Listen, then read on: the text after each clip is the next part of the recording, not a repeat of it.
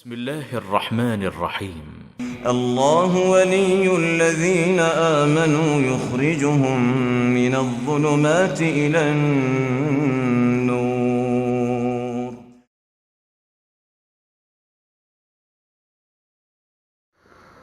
رجب کے مہینے میں جھوٹی، ضعیف اور من گھڑت روایات۔ سامعین کرام السلام علیکم ورحمۃ اللہ وبرکاتہ۔ رجب کا مہینہ جیسے ہی آتا ہے لگتا ہے جھوٹی، ضعیف اور من گھڑت روایات کا بازار گرم ہو گیا ہے۔ قصے کہانیاں ادھر سے ادھر ملٹی میڈیا کے ذریعے پھیلائے جاتے ہیں تاکہ معاشرے میں بدعتوں کا رواج ہو۔ آج ہم آپ کو متنبہ کرنا چاہتے ہیں اور ان احادیث کو پیش کرنا چاہتے ہیں جو کہ رجب کے حوالے سے بیان کی جاتی ہیں اور علماء امت نے ان کے بارے میں کیا حکم لگایا ہے۔ مجموعی طور پر آپ یہ سمجھ لیجئے کہ رجب کے سلسلے میں، رجب کے مہینے کے فضائل کے حوالے سے کوئی بھی صحیح حدیث قرآن اور سنت میں، کوئی بھی صحیح حکم قرآن اور سنت پر موجود نہیں ہے۔ شیخ محمد بن صالح العثیمین رحمۃ اللہ علیہ، دیگر علماء کرام، سب کا مجموعی طور پر یہ اس بات پر اتفاق ہے کہ اس مہینے کے حوالے سے بے بنیاد باتوں کو ترویج دی گئی ہے اور حقیقت بتا کر، حقیقت کو نہ بتا کر، حقیقت کو چھپا کر احادیثوں کو جو کہ من گھڑت روایات ہیں عام کیا گیا ہے۔ آج ہم آپ کی خدمت میں وہ حدیثیں پیش کریں گے جن کو رجب کے مہینے میں آپ سنتے ہیں اور ایک دوسرے سے میسیجز میں وہ شیئر کی جاتی ہیں، اور ان کے بارے میں علماء امت نے کیا حکم لگایا ہے یہ بھی آپ کی خدمت میں پیش کریں گے۔ سب سے پہلی حدیث، رجب کا مہینہ آتا ہے تو اس حدیث کو عام کیا جاتا ہے احمد اور طبرانی کے حوالے سے، اللہم بارک لنا فی رجب و شعبان و بلغنا رمضان۔ یہ دعا مانگی جاتی ہے اور کہا جاتا ہے کہ یہ دعا مانگنی صحیح ہے۔ ہم آپ کی خدمت میں یہ بتانا چاہتے ہیں کہ یہ روایت سخت ضعیف ہے۔ امام بخاری رحمۃ اللہ علیہ نے اس حدیث کے ایک راوی ہیں زائد بن ابی رقاد، ان کے بارے میں فرمایا کہ وہ منکر الحدیث تھے، اور بھی بہت ساری علامہ نووی رحمۃ اللہ علیہ نے بھی اس کو ضعیف قرار دیا ہے۔ اس دعا کا مطلب یہ ہوتا ہے کہ اللہم بارک لنا فی رجب و شعبان و بلغنا رمضان، اللہ تعالیٰ ہمارے رجب میں برکت عطا فرما اور شعبان اور رمضان کو دیکھنا نصیب فرما۔ حالانکہ اس طرح کے الفاظ کہنے میں کوئی قباحت نہیں ہے، لیکن اس کو نبی کریم صلی اللہ علیہ وسلم کی طرف منسوب کرنا اور یہ سمجھنا کہ یہ صحیح حدیث ہے اور سنت ہے، اس طرح کی دعائیں مانگنا نہایت ہی گمراہی کا کام ہے، لہذا اس طرح کے الفاظ کو شیئر نہیں کرنا چاہیے۔ نمبر 2، حدیث بیان کی جاتی ہے کہ فضل شہر رجب علی الشہور کفضل القرآن علی سائر الکلام، رجب کے مہینے کی فضیلت دوسرے مہینوں پر ایسی ہی ہے جیسے کہ قرآن کریم کی فضیلت دوسری باتوں یا دوسرے کلام سے۔ علامہ ابن حجر رحمۃ اللہ علیہ نے اس حدیث کو موضوع، من گھڑت قرار دیا ہے۔ اسی طریقے سے ایک اور حدیث پیش کی جاتی ہے، رجب شہر اللہ و شعبان شہری و رمضان شہر امتی، دلمی کے حوالے سے اس کو بیان کیا جاتا ہے حضرت انس سے، لیکن یہ اس حدیث کا معنی بھی کا حکم بھی علامہ ابن حجر نے فرمایا ہے کہ یہ موضوع ہے، من گھڑت ہے۔ اس کے بعد ایک اور حدیث پیش کی جاتی ہے، لا تغفلوا عن اول جمعہ، رجب کے مہینے میں پہلے جمعے سے غافل نہ رہنا، کیونکہ اس مہینے میں صلاۃ الرغائب پہلے جمعے کو پڑھی جاتی ہے۔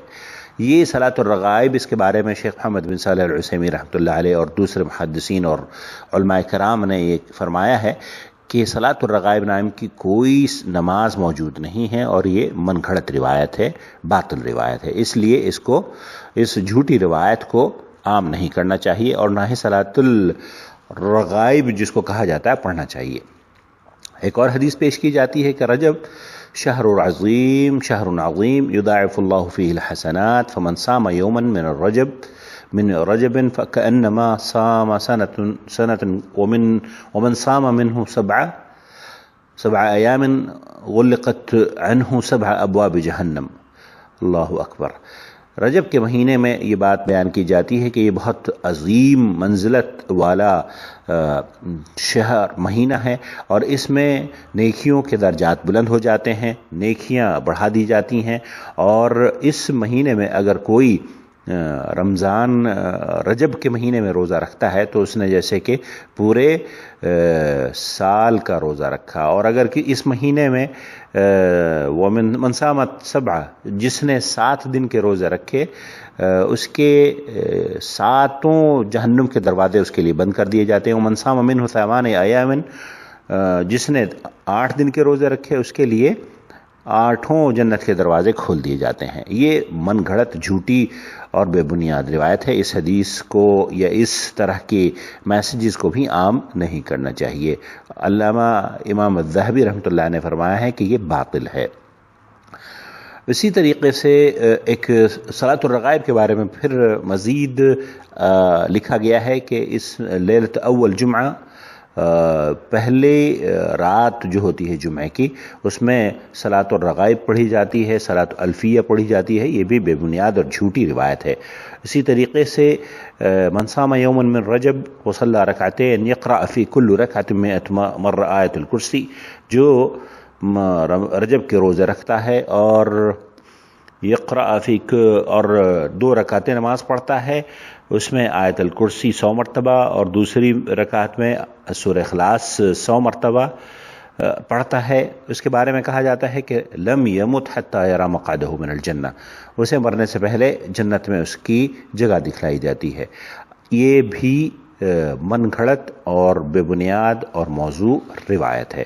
اسی طریقے سے یہ بھی کہا جاتا ہے کہ من صام 3 ایام من الشہر الخمیس والجمعہ والسبت کتب اللہ له عبادت 900 سنہ. اگر رجب کے مہینے میں جمعرات، جمعہ اور ہفتے کا کوئی روزہ رکھتا ہے تو اس کے لیے 900 سال کی عبادت، اور ایک لفظ میں 60 سنہ 60 سال کی عبادت لکھ دی جاتی ہے. طبرانی کے حوالے سے یہ پیش کی جاتی ہے. تمام علماء نے اس حدیث کو، اس میسج کو جو سرکولیٹ کیا جاتا ہے وہ موضوع اور من گھڑت بیان کیا ہے.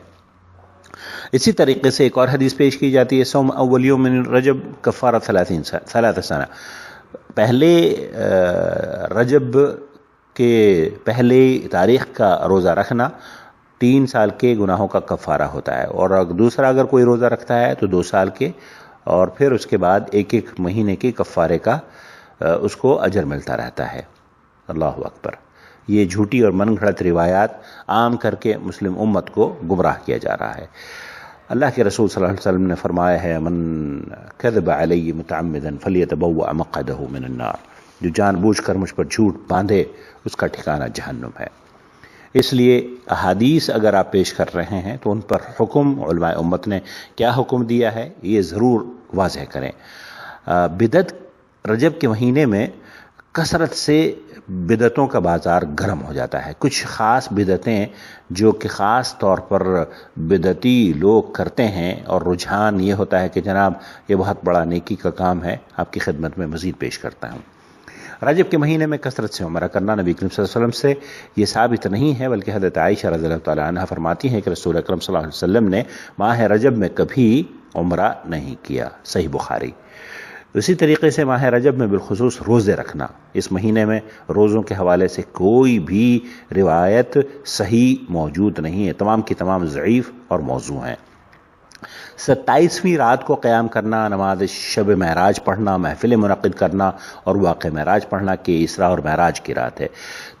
تاریخ کے حوالے سے معراج سے متعلق مورخین کے 6 اقوال ہیں، لہذا وہ کس رات میں ہوئیں اور اس کی فضیلت کے بارے میں نبی کریم صلی اللہ علیہ وسلم سے کوئی بھی صحیح اور اوتھنٹک بات موجود نہیں ہے. اس لیے 27ویں شب کو بھی کسی طرح کی عبادتیں کر کے بدعت کو فروغ دینا غیر مناسب اور ٹھیک نہیں ہے.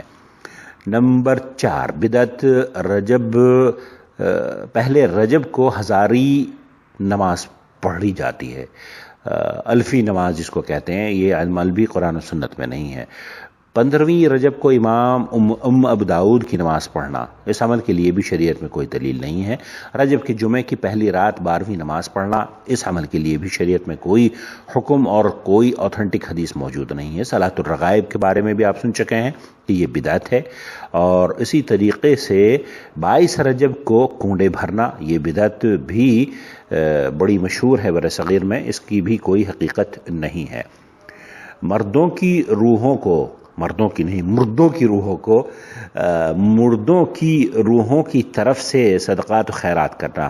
علماء نے فرمایا ہے، علماء نے اپنی کتب میں اس کو نقل کیا ہے کہ جو عقیدہ یہ رکھتا ہے کہ مردوں کی روحوں کی طرف سے صدقات اور خیرات رجب کے مہینے میں کیے جائیں اور اس سے اجر ملتا ہے، روحوں کو ثواب ملتا ہے، اس عمل کے لیے خاص طور پر رجب کے مہینے میں کوئی عمل کرنا سنت سے ثابت نہیں ہے۔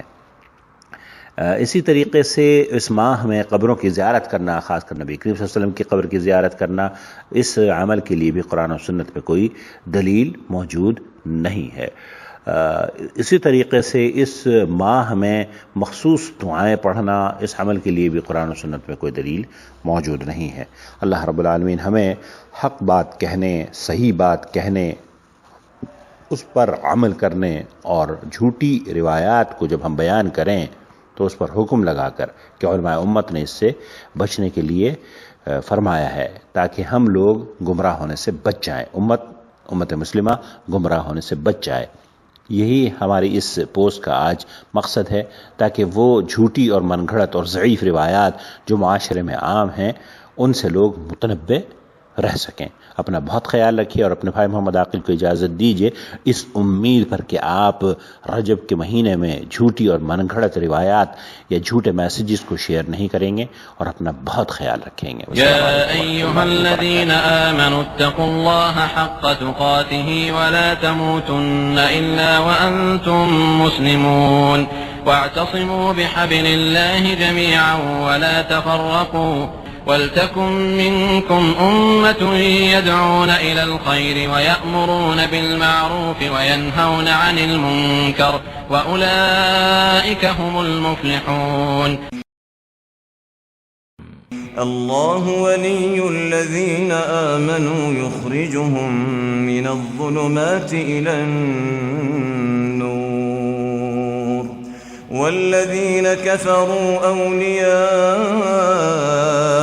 الطاغوت يخرجونهم من النور إلى الظلمات أولئك أصحاب النار هم فيها خالدون۔